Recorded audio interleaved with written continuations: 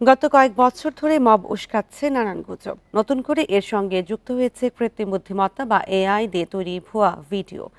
আসছে নির্বাচনী প্রচারণায় এ ধরনের গুজব পরিস্থিতি জটিল করতে পারে এমন শঙ্কার কথা বলছেন প্রধান নির্বাচন কমিশন। রাজনৈতিক দলগুলো চায় নির্বাচনের আগে সামাজিক যোগাযোগ মাধ্যমের নীতি নির্ধারকদের সঙ্গে আলোচনা করে এর সমাধান। এইবার নির্বাচনে ভোট দিবেন কাকে? সততা ও ন্যায়ের দলকেই ভোট দিব মা। এভাবেই কৃত্রিম বুদ্ধিমত্তা বা এআই দিয়ে এখনই সামাজিক যোগাযোগ মাধ্যমে চলছে ভোটের প্রচারণা। দেখে বোঝার উপায় নেই এসব ভিডিও ভুয়া। মুহূর্তে ছড়িয়ে পড়া এসব অপতথ্যে ছড়াচ্ছে বিভ্রান্তি। এমন গুজবে নির্বাচনী প্রচারণা জটিল হওয়ার শঙ্কা দেখছেন সিইসি।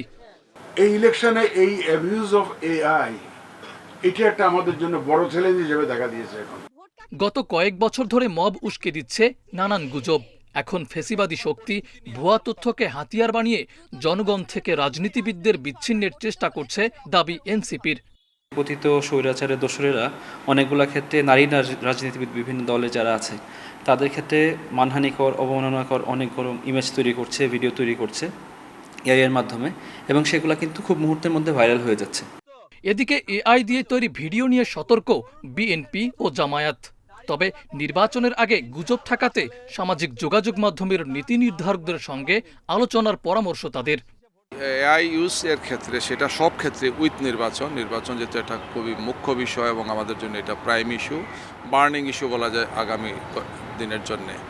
এই ব্যাপারে ওনারা যাতে একটা নীতিমালা করেন, সংশ্লিষ্ট রাজনৈতিক দলগুলোর সাথে স্টেক হোল্ডার যারা আছেন তাদের সাথে বসেন, পরামর্শ করেন, আলোচনা করেন এবং জনগণকে যাতে এক্ষেত্রে সাবধান করেন। হয়তো এটাকে কমিয়ে আনা যাবে, আশঙ্কা একদম কিন্তু রিমুভ করা যাবে বলছি না, কমিয়ে আনা যাবে। তবে বিভিন্ন সোশ্যাল প্ল্যাটফর্মের যে অথরিটি, যারা কর্তৃপক্ষ আর কি, যারা মালিক, তাদের সাথে নির্বাচনের আগে সরকারের বসতে হবে, যেটা বিভিন্ন দেশে বসে থাকে, যে তাদের মাধ্যমেই এই নিয়ন্ত্রণটা কিন্তু করতে হবে। নির্বাচনের আগে প্রযুক্তির অপব্যবহার ও বিভ্রান্তি প্রতিরোধে প্রয়োজন সবার সচেতনতা ও সম্মিলিত পদক্ষেপ। মাহফুজুর রহমান মিলন, ইন্ডিপেন্ডেন্ট নিউজ, ঢাকা।